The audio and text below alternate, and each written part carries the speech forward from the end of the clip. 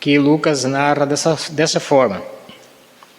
De caminho para Jerusalém, passava Jesus pelo meio de Samaria e da Galileia. Ao entrar numa aldeia, saíram-lhe ao encontro 10 leprosos, que ficaram de longe e lhe gritaram, dizendo: Jesus, mestre, compadece-te de nós. Ao vê-los, disse-lhe Jesus: Ide e mostrai-vos aos sacerdotes. Aconteceu que, indo eles, foram purificados. Um dos 10, vendo que fora curado, voltou, dando glória a Deus em alta voz, e prostrou-se com o rosto em terra aos pés de Jesus, agradecendo-lhe, e este era samaritano. Então Jesus lhe perguntou: não eram 10 os que foram curados? Onde estão os 9? Não houve porventura quem voltasse para dar glória a Deus, senão este estrangeiro?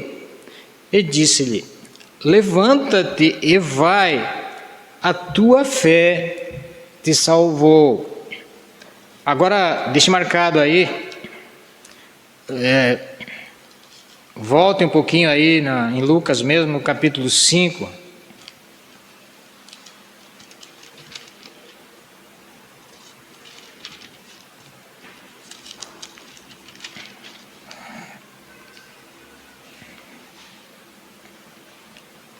Do verso 12 até o verso 16.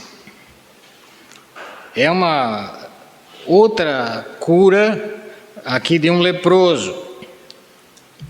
Vamos ler. Lucas 5, 12. Aconteceu que, estando ele numa das cidades, veio à sua presença um homem coberto de lepra. Ao ver a Jesus, prostrando-se com o rosto em terra, suplicou-lhe: Senhor, se quiseres, podes purificar-me. E ele, estendendo a mão, tocou-lhe, dizendo: quero, fica limpo. E no mesmo instante lhe desapareceu a lepra. Ordenou-lhe Jesus que a ninguém o dissesse, mas vai, disse, mostra-te ao sacerdote e oferece pela tua purificação o sacrifício que Moisés determinou para servir de testemunho ao povo.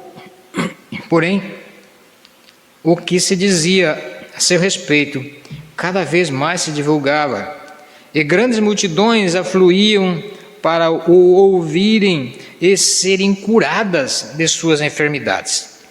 Ele, porém, se retirava para lugares solitários e orava. Volta então aí para o nosso texto principal, que é Lucas 17, verso 11. Fique com a sua Bíblia aberta. Uma das coisas que nós não podemos fazer é forçar ninguém a ler a Bíblia, mas sempre estamos exortando para a leitura da palavra de Deus. Bem, nós vemos aí duas curas, e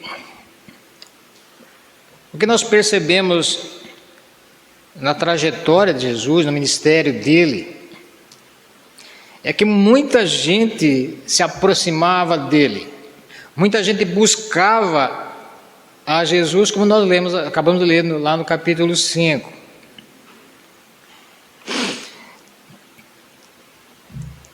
E hoje em dia, aliás, nós temos hoje muita gente, né, que procura igrejas, que supostamente procura Deus, mas na verdade onde existe alguém fazendo sinais, onde existe alguém que se intitula uma pessoa que cura, e que até pode existir, mas existem muitos falsos profetas aí, falsos pastores, pessoas que dizem que têm os seus dons, mas muitos deles, e uma grande maioria deles, mente, fazem certos teatros, mas as pessoas buscam essas lideranças, esses falsos pastores, esses líderes, e não apenas pastores, mas em todas as áreas onde existe alguém que supostamente tem um dom, ou que até pode ter um dom, sempre vai ter uma multidão em busca deles.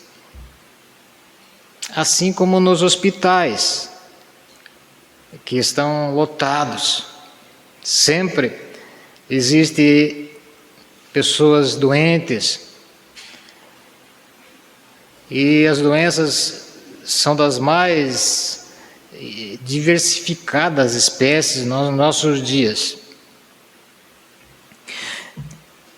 Bem, quando Jesus se aproximava de algum lugar, as pessoas afluíam, a Bíblia diz que as pessoas corriam para Jesus. E, como eu acabei de falar, a maioria corria por causa da cura. E porque viam Jesus, por exemplo, além de fazer curas, multiplicar os pães, multiplicar os peixes. Mas o que nós percebemos, como crentes que buscam e interpretam a palavra de Deus de forma correta, Jesus não queria ser conhecido como alguém que fazia curas. Não apenas nesse último texto que nós lemos, mas em todos os momentos que Jesus curava alguém, ele não tinha nenhuma intenção de fazer com que as pessoas fossem falar para outros que ali tinha uma pessoa que curava. Não era essa a prioridade de Jesus. Jesus não veio ao mundo para curar as enfermidades apenas, embora ele fizesse, ele não negasse isso.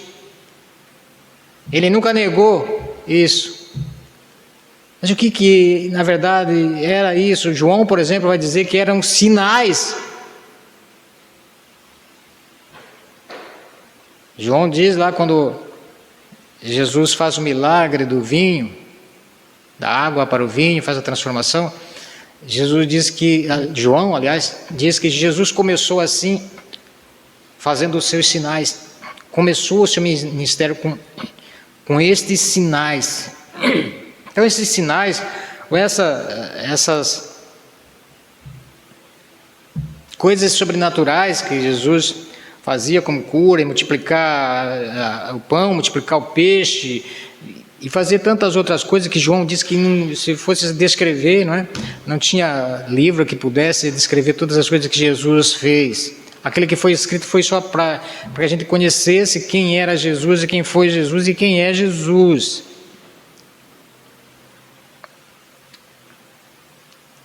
Jesus não queria ser conhecido como um curandeiro. Por isso que ele dizia: não fale nada para ninguém que eu te curei. Vai lá ao sacerdote, faz aquilo que está na lei, apresenta-te para o sacerdote. Apresenta-te para o sacerdote para que ele possa fazer com que você seja incluído na sociedade. Então Jesus não negou, na verdade, essa graça que é um sinal do poder dele. Mas é uma graça que está num plano inferior àquilo que ele, Jesus, veio fazer. E a obra que Jesus veio fazer e fez foi tirar você que crê, te resgatar das mãos de Satanás, te tirar da escravidão do pecado, te libertar do inferno. Ele veio para que ele fosse a justiça que eu e você não podemos ser. E ele veio para ser sacrificado no nosso lugar, porque essa é a nossa sentença se não crermos nele. O ser humano está sentenciado se não crer e não se arrepender dos seus pecados. E no nosso tempo, nós, principalmente nessa época em que nós temos esta introdução da tecnologia, né?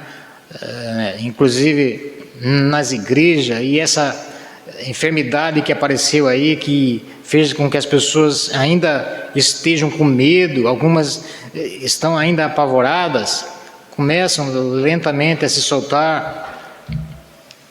Mas o que Deus fez e o que a gente tem percebido, e nós inclusive estávamos debatendo ontem na aula, estou fazendo a pós-graduação com os irmãos lá da faculdade, que a USB está fazendo parceria com ela, e uma grande parte dos pastores estão fazendo a pós-graduação. Uma das coisas que inclusive os alunos estão sendo testados, os alunos que estão com essa dificuldade inclusive também, de aprenderem, de se conectarem à internet para aprenderem, né, estudarem, enfim, através da forma remota. A gente tem percebido também que existe uma comprovação muito grande que muitos alunos que têm acesso à internet, outros não têm, mas a grande maioria tem acesso à internet. E o que está acontecendo com eles? Eles não querem estudar. Eles ficam o dia inteiro, às vezes no jogo, no celular, mas não querem estudar. Quando chega a aula, eles se escondem. E houve esse debate ontem, e eu estava pensando nisso a respeito da igreja também, né? Por quê? Porque na internet você tem que se disponibilizar. Você não é forçado, ninguém te amarra, a não ser que o pai pegue e coloque, né, você ali na frente, a mãe pegue e coloque você ali na frente. Mas a maioria tem essa liberdade, assim como todos nós temos essa liberdade. E o que está acontecendo na nossa época é uma comprovação de que a maioria dos cristãos, na verdade, estão sendo comprovados e estão falhando. E Deus está testando a sua igreja. Nessa época, muitos estão colocando, eu estou falando daqueles, né, que estão colocando justificativas, não é, para não servirem a Deus. Veja como Deus está selecionando a igreja. Veja como muitos crentes buscam a Deus, não por causa de Cristo e por causa da salvação e porque tiveram uma experiência com Ele e são gratos a Ele por causa da sua obra da cruz. Ainda eles buscam os benefícios que Deus pode dar a eles. Assim como essas pessoas que nós acabamos de ver. Por causa disso é que a maioria, existe uma pesquisa nos Estados Unidos que a maioria dos cristãos. Estou falando dos cristãos, dos Estados Unidos, que é um país que é chamado um país cristão. E o fundamento, inclusive, deles e da bandeira dos Estados Unidos é que Deus é o Deus dos Estados Unidos. A maioria dos cristãos nos Estados Unidos não sabe o que é evangelho. Por quê? Porque buscam a Cristo por causa dos benefícios que Cristo pode dar. Quais são os benefícios? Nós acabamos de ler aqui. Acabamos de ver. Eles querem a cura. Eles querem que Jesus abençoe eles. Eles querem que Jesus tire as suas angústias. Eles querem que Deus multiplique a sua conta bancária, não é? Ele faz isso, faz. Assim como ele fez com esses 10 leprosos. Mas nós não podemos buscar a Cristo e entender que essas coisas são a prioridade, porque se nós buscarmos a Cristo por causa disso, em uma hora como essa, por exemplo, de distanciamento, em que você pode justificar, não estou indo para a igreja porque está acontecendo isso, e então, papá, mas a gente pode ir no mercado, a gente pode ir no banco, a gente pode até ir em festas, né? Então veja como a igreja de Cristo está sendo provada e muita gente está sendo reprovada porque tem buscado um evangelho que não é evangelho. O evangelho é você crer num Deus sobrenatural que enviou Jesus e que nasceu de uma mulher virgem, como estava escrito conforme as Escrituras. O Evangelho é você crer e saber que Jesus viveu uma vida perfeita e justa e foi para a cruz para praticar a justiça de Deus e a culpa que era nossa foi colocada sobre Ele.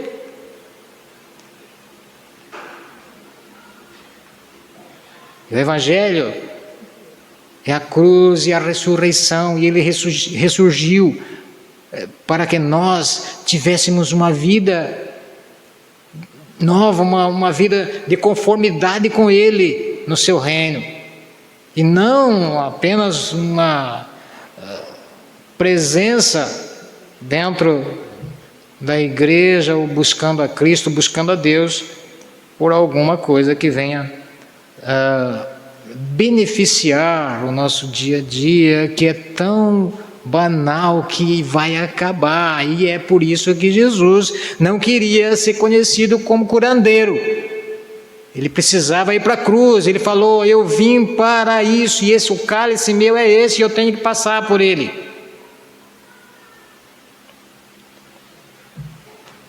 Bem, o nosso texto fala de que Jesus saiu, né, no primeiro capítulo, no primeiro versículo aí que nós vemos, verso 11, que ele saiu então de caminho para Jerusalém e tinha que passar pelo meio de Samaria e da Galileia. Jesus, esse era o caminho dele, passava por Samaria. Bem, tinham 2 caminhos, um que passava pela Samaria, pelo meio da Samaria, e outro passava lá do lado do Jordão, para o lado leste do Jordão, e passava ali nas terras dos gentios.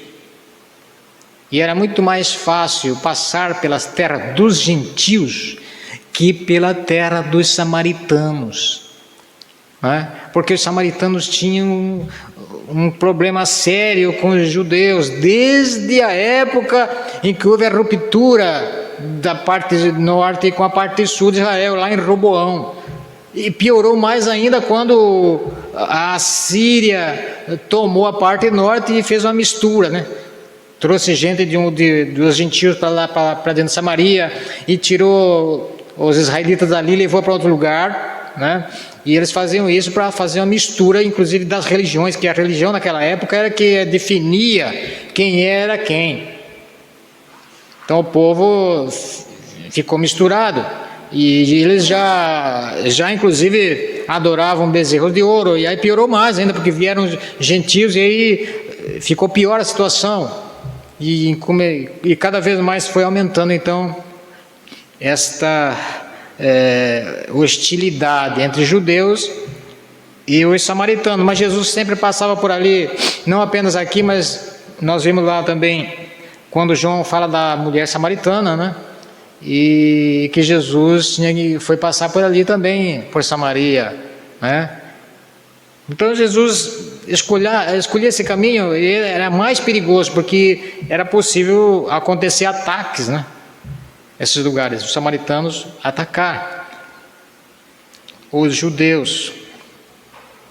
Mas era o caminho que Jesus fazia. Bem, no verso 12, o que nós aprendemos aí? Verso 12 e 13. Ao entrar numa aldeia, saíram-lhe ao encontro 10 leprosos, que ficaram de longe e lhe gritaram, dizendo: Jesus, mestre, compadece-te de nós.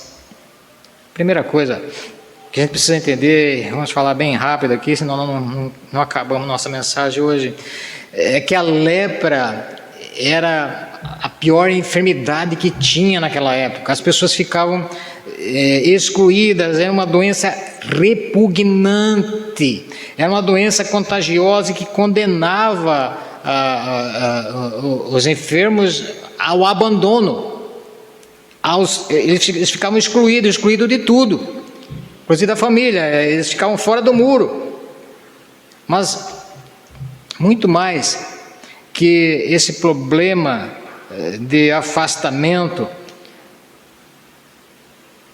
e era que se você, por exemplo, se aproximasse, hoje não existe praticamente isso, né?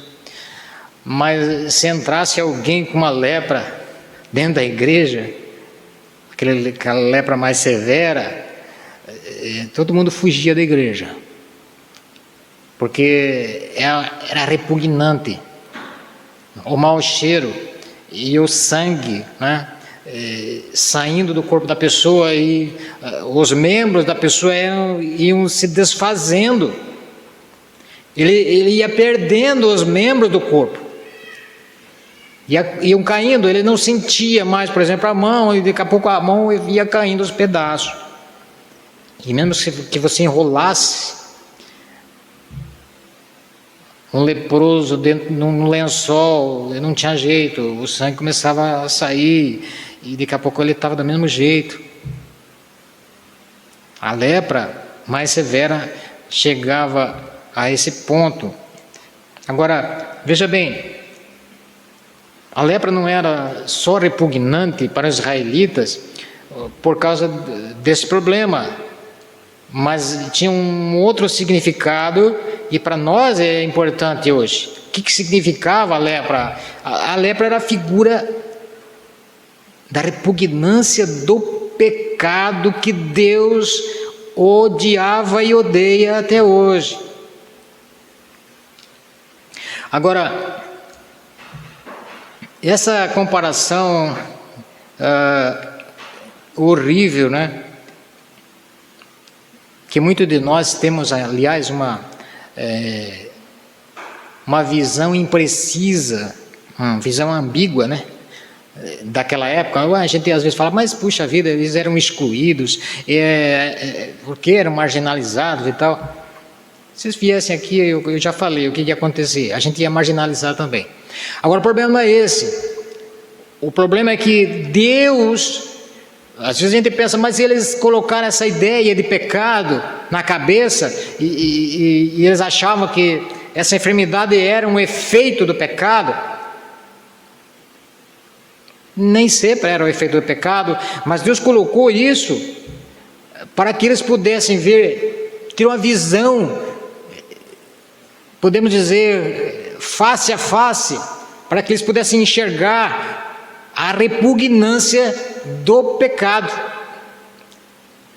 E eles precisavam então fazer alguma coisa por isso. Lá em Levítico 14, eu quero ler com você rapidamente. Levítico, capítulo 14, deixa marcado aí.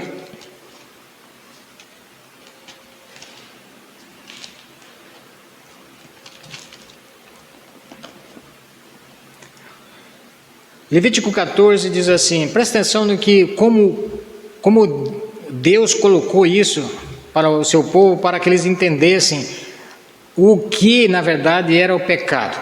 E eles precisavam fazer alguma coisa para que o pecado, na figura da lepra, aí fosse perdoado. Desde o versículo 1, disse o Senhor a Moisés, esta será a lei do leproso no dia da sua purificação, será levado ao sacerdote, e este sairá fora do arraial e o examinará, se a praga da lepra do leproso está curada, então o sacerdote ordenará que se tomem para aquele que se houver de purificar 2 aves vivas e limpas, e pau de cedro, estofo carmesim e sopo. Mandará também o sacerdote que se imole uma ave num vaso de barro sobre águas correntes.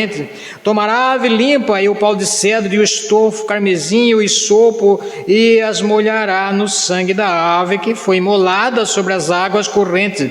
E sobre aquele que há de purificar-se da lepra, aspergirá 7 vezes. Então o declarará limpo e soltará a ave viva para o campo aberto. Aquele que tem de se purificar, lavará as vestes, rapará todo o seu pelo, banhar-se-á com água e será limpo, depois entrará no arraial, porém ficará fora da sua tenda por 7 dias, ao 7º dia rapará todo o seu cabelo, a cabeça, a barba, a sobrancelha, rapará todo o pelo, lavará suas vestes e banhará o corpo com água limpa. Agora, a partir do 10, presta atenção, observe bem. No 8º dia tomará 2 cordeiros sem defeito, uma cordeira sem defeito de 1 ano, e 3 dízimas de uma flor de farinha, uma oferta de manjares amassada com azeite, separadamente um cestário de azeite. E o sacerdote que faz a purificação apresentará o homem que houver de purificar-se, e essas coisas diante do Senhor, à porta da tenda da congregação. Tomará um dos cordeiros e oferecerá por oferta pela culpa e o cestário de azeite, e os verá por oferta movida perante o Senhor. Então imolará o cordeiro no lugar em que se imola a oferta pelo pecado e o holocausto no lugar santo, porque quer a oferta pela culpa como a oferta pelo pecado são para o sacerdote, são coisas santíssimas. O sacerdote tomará do sangue da oferta pela culpa e porá sobre a ponta da orelha direita daquele que tem de purificar-se, sobre o polegar da sua mão direita e sobre o polegar do seu pé direito. Também tomará do cestário do azeite e o derramará na palma da própria mão esquerda, molhará o dedo direito no azeite que está na mão esquerda, e daquele azeite aspergirá com o dedo 7 vezes perante o Senhor. Do restante do azeite que está na mão, o sacerdote porá sobre a ponta da orelha direita daquele que tem de purificar-se, sobre o polegar da sua mão direita e sobre o polegar do seu pé direito, em cima do sangue da oferta pela culpa. O restante do azeite que está na mão do sacerdote pô-lo-á sobre a cabeça daquele que tem de purificar-se, e assim o sacerdote fará expiação por ele perante o Senhor. E aí continua. O que nós percebemos aí? Que existe dentro dessa perspectiva da lepra uma visão, uma figura do pecado que precisa ser expiado, que precisa ser perdoado, para que a pessoa pudesse ter comunhão com Deus. Então a lepra naquela época era uma figura sim do pecado, e Deus que colocou essa perspectiva, essa visão, para que as pessoas pudessem então perceber quanto é repugnante o pecado. Não é apenas uma simples visão que nós temos hoje, que as pessoas eram excluídas porque as pessoas eram más. Não era só por isso. Embora isso fosse real, mas existia essa figura repugnante, trágica, maligna do pecado, como um efeito visível ali nas pessoas. Bem, então, eles ficam de longe. Por que eles ficam de longe? Está aí. Ficaram de longe. Porque sabiam que não podiam se aproximar, eles eram expulsos. Quando eles estavam se aproximando de alguém, alguém expulsava eles. Então eles ficaram de longe e gritaram. E gritaram: Jesus, mestre, compadece-te de nós, ou seja, tem misericórdia de nós. Essa visão de misericórdia é o mesmo clamor que aquele publicano fez diante dos fariseus, que estavam orando e dizendo e justificando, inclusive, a sua situação de pessoas, entre aspas, santos diante de Deus. E as orações deles eram da forma que Jesus explica lá na frente, né? Aí no capítulo adiante, capítulo 18. Eu sou isso, eu faço aquilo, eu jejuo, eu dou meu dízimo, enfim, faço isso, faço aquilo outro. E aí o publicano, ou pecador, ou cobrador de impostos, que era tido como pecador, ele simplesmente clama a Deus e fala assim: tem misericórdia de mim, Senhor, que sou pecador. Essa é a visão que um crente saudável tem.